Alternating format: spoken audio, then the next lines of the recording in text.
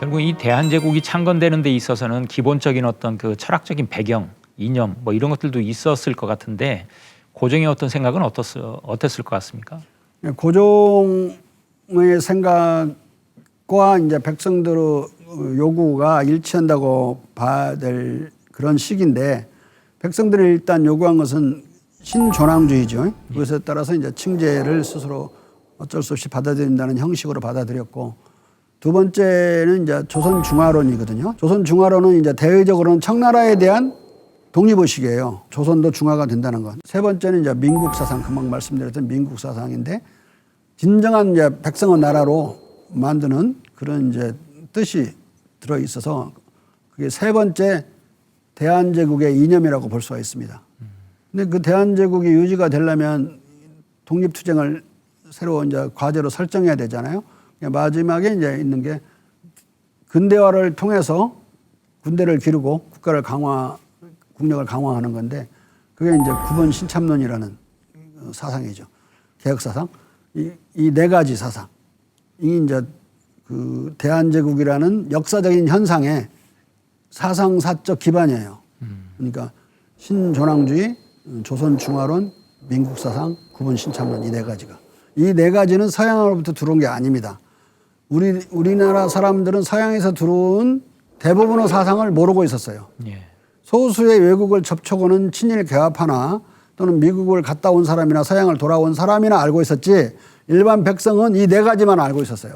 우리나라가 마치 서양을 본따라서 그런 근대화를 한 것처럼 그 생각하는 것 자체가 우리 주체성을 잃어버린 역사관을 갖고 우리나라 역사를 기술하려고 하는 거죠. 이 네 가지 중에 어느 것이 서양에 있었습니까? 서양과 공통된 것은 있어서 거기서 받아들이거나 그런 건 아니거든요. 결국은 그러면 주체적 어떤 근대 사상의 그 이념이 구본 신참론이라는 그걸로 이제 이해가 되는데, 구본 신참론이라는 것이 이제 기존에 우리가 일반적으로 많이 개화주의자들이 주장했던 동도 서기론이라든지 뭐 그런 것들과 비교해서 어떤 차이점이 있는 겁니까? 일단 이제 동도 동기론이라고 하는 사람들은 우리가 수구파라고 하는 사람들이죠. 이제 그건 논외로 치고, 그다음에 서도 서기론, 그러면 이제 서양이 헌대로 해야 된다고 하는 서재필 같은 자들의 주장. 그다음에 이제 일본식으로 일도 일기론, 일본 그대로 따라서 하면 되는 거야. 그게 이제 친일 교화파의 사상이죠. 근데 이제 이 동도 서기론은 김윤식 등이 이모곤란 이후에 들어온 원세계 이런 사람들 또는 이홍장 등은 이제 그 양무운동에서 말하는 중체 서용론 있죠. 중국을 채로 하고 서양은 이제 용으로 한다. 이것을 우리식으로 바꾼 게 동도 서기론이에요. 김윤식이 대변을 했죠. 그런데 문제는 동도라고 하고 서라고 하고 동서가 대비돼서 쓰일 때 동은 우리나라만을 가리키는 게 아니에요. 일본도 가리키고 중국도 가리키고 다 포괄적인 의미라, 가장 그 근대화에 있어서 중요한 게 그 국민 국가든 민족 국가든 국가가 있어야 되는 거잖아요. 주체 개념이 없는 거야. 국가 주체가 없는 거예요. 그냥 중국도 가르치고 일본도 가르치고 조선도 가르치고 월남도 가르치는 말을 갖고 동이라고 하면 안 되잖아요. 그리고 최재우가 천도는 같다고 그래서 동서가. 동도가 있을 수가 없는 거예요. 인간의 천성은 같은 건데 어디나 동서 없이 같고, 이제 동도 서기론을 할 때 동도란 말 자체의 애매모호성 속에 민족 국가성이 없는 거예요. 그러니까 우리의 그 국도가 없는 거지, 한마디로.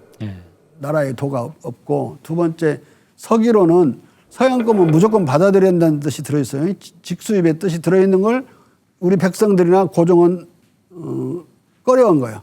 서양 거락에서 다 좋은 것이 아닌데 서양 거락에서 단발령을 내렸더니 난리가 나고 온 국민이, 또 서양의 양력만이 좋은 건 아닌데 두발을 어떻게 하느냐, 고종은 두발 편의령을 내려요. 각자 알아서 단발을 하는 게 편한 사람은 단발을 하고 그냥 원래대로 할 사람은 원래대로 하고 편의령을 내렸고, 그리고 그 양력 문제는 양력도 쓰고 음력도 써라. 음력을 써야만 우리가 제삿날도 찾고 우리 개천들도 찾고 이렇게 여러 가지 할 수가 있으니까 두 개 다 써라.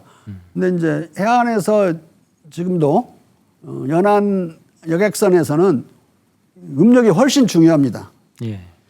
그 가서 보신 사람은 다 알아요. 음력을 훨씬 더 크게 써놓고 양력은 오히려 좀 소홀히 되는 그런 경향이 있는데, 두 개 다 필요한데 하나만을 일본은 고집했고 지금도 음력을 쓰지 않습니다.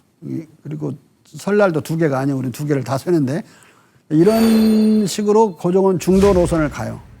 그건 전부 9번 신참론에 따른 새로운 개혁 정책입니다. 이제 동도 서기론하고는 다른 거죠. 예. 서쪽 기술은 무조건 받아들이고 동도는 무조건 지키고 동도가 다 좋은 것도 아닌데 이제 그런 민족적인 국가의 그 특유성도 없지만 그런 차이가 있는 겁니다. 결국 이제 고종이 그 대한제국을 선포하고 그 시대의 어떤 그 시대적 상황 속에서 대한제국의 어떤 독립적인 상황을 대내외적으로 선포하기 위해서 뭐 독립신문 창간이라든지 협회 설립이라든지 뭐 이런 것들을 지원을 하잖아요. 근데 이제 일반적으로 많은 분들이 오해를 하고 있는 것이 그 당시에 어떤 독립문 기념으로 세운 독립문이 그 청나라로부터의 독립을 의미하는 것이다. 뭐 이런 어떤 얘기들을 많이 하고 있잖아요. 그 사상부터가 아니야 친일 매국적인 사상이에요. 일본 사람들이 그 친일 매국노들을 통해서 주입시키고자 했던 반청 친일적인 사상 중에 이제 일편이죠. 그 자체가. 그럼 대한제국이 그 당시에 가장 그 국가적 상황에서 경계해야 되는 나라가 일본이었어요. 일본이었죠. 청나라가 아니고 예. 청나라는 이미 청일전쟁에 패배하고 나서 그림자도 안 보일 때예요. 그러니까 청나라를 반대하거나 그럴 가치가 하나도 없고 대등하게 조약을 맺는 상대 국가가 되는 것이 중요했죠. 그래서 우리 간에 이제 조청 상업조약이 무역 장정이 맺어지는데 그게 청나라와 우리 간에 맺어진 최초의 대등한 조약이에요. 그거 맺었으면 되는 것이지 청나라를 반대하기 위해서 거기다가 독립문을 세울 의미가 뭐가 있습니까? 일본을 반대하기 위해서 세운 건데 그걸 자꾸 이제 뒤집는 거죠. 그 1년 사이에 뒤집어져요. 이게 마치 영은문 자리에다가 세웠으니까 청나라 반대하려고 세운 것이다. 청나라가 우리를 좀 위협도 하지도 않는데 청나라 반대할 이유도 없는 상황이었고 일본만을 지금 경계하고 있는 마당인데 황실은 말이 안 되는 식으로 역사를 나중에 쓴 거죠.